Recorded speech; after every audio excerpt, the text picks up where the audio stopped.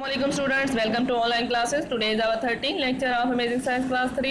Students, in our previous lecture we have started the unit 11 the sun and the planets.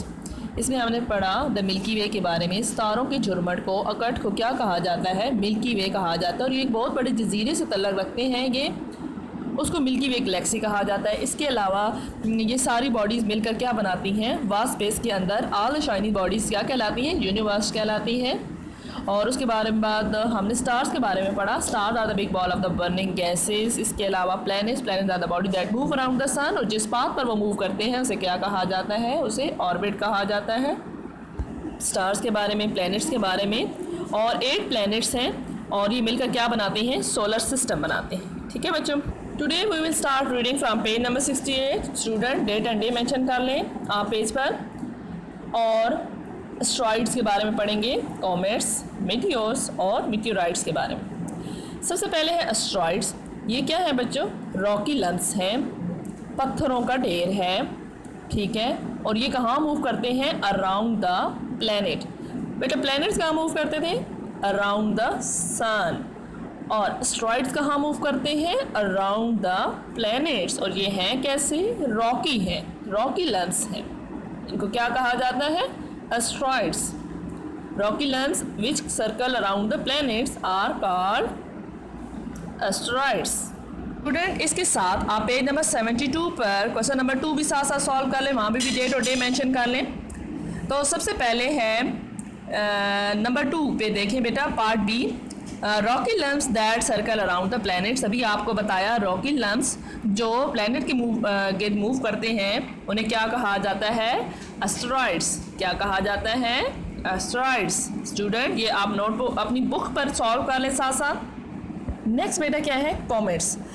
Comets भी lumps ही है, ये एक ढेर सा ही है, गांठ सी ही है, लेकिन ये कैसे हैं, वॉन्डरिंग, घूमने वाले, कभी यहाँ कभी वहाँ जाने वाले। और ये लम्प्स किसके हैं, वो बेटा एस्ट्रॉइड्स रॉक्स के थे, रॉकी लम्प्स थे। लेकिन ये किसके लम्प्स हैं, किसका ढेर है, आइस का और डस्ट का। ठीक है बेटा, ये वॉन्डरिंग लम्प्स हैं, घूमने वाले ढेर हैं, जो कि कहाँ घूमते हैं, हमारी स्पेस में घूमते हैं। और इनमें क्या, ये किससे बने होते हैं, आइस और डस्ट के हैं। They have a large glowing head and tail. यहाँ पे आप कॉमेट्स देखें, इनकी एक लार्ज ग्लोइंग हेड है और पीछे टेल भी है। तो इनकी क्या होती है, कॉमेट्स की ग्लोइंग हेड और टेल होती है।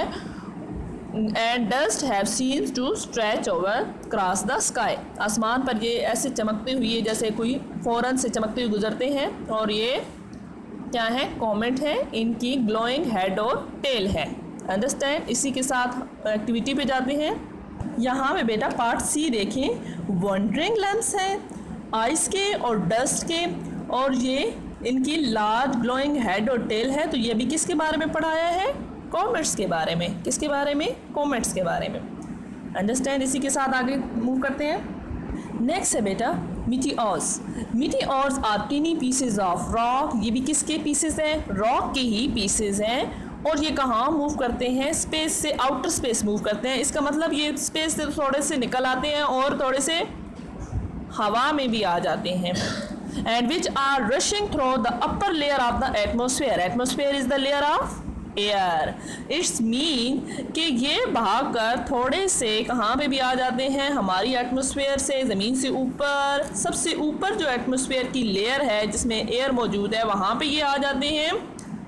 द फ्रिक्शन ऑफ एयर की वजह से ये क्या हो जाते हैं, हीट अप हो जाते हैं। फ्रिक्शन ऑफ एयर की वजह से मीटियोर्स हीट अप हो जाते हैं, जिसकी वजह से ये ग्लो करना शुरू कर देते हैं।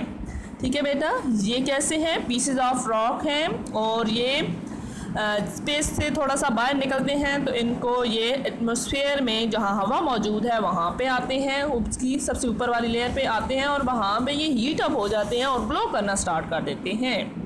जब बच्चों ये ग्लो करते हैं तो ये जलते हैं, जलने की वजह से इनमें से रोशनी प्रोड्यूस होती है, चमकते हैं, इसीलिए इनको क्या कहा जाता है, शूटिंग स्टार्स। क्या कहा जाता है, शूटिंग स्टार।